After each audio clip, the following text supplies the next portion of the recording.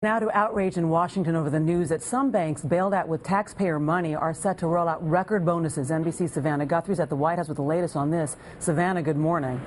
Good morning to you. And aides here use words like outrageous and offensive to describe these bonuses. But the question is, what can they do about it? With Wall Street once again ringing in good times, hitting 10,000 last week and getting ready to pay billions in bonuses, on Sunday, Washington had a message.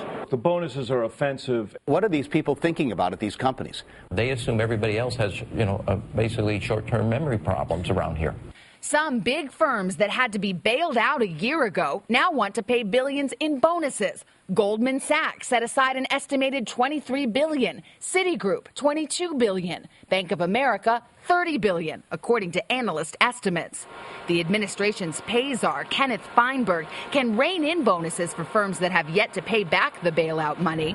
But for firms that have paid it back, the government's hands are basically tied. We have, as I said, limited sway other than moral suasion. The president's frustration with Wall Street goes back to the first days of the bailouts. That is the height of irresponsibility. It is shameful.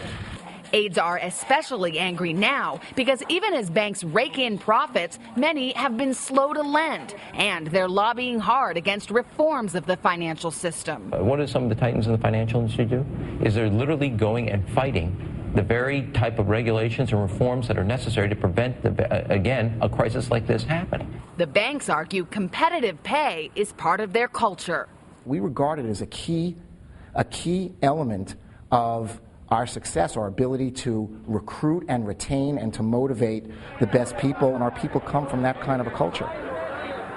Well, the pay czar is expected to issue his verdict about what the bailed out banks can pay very soon, perhaps as early as late this week. As for the firms that have paid it back, it's possible that the Federal Reserve could control the type of compensation, so less cash, more stock. But as for those bottom line figures, those eye-popping numbers, not a lot the government can do, Ann. Savannah Guthrie, thanks for that.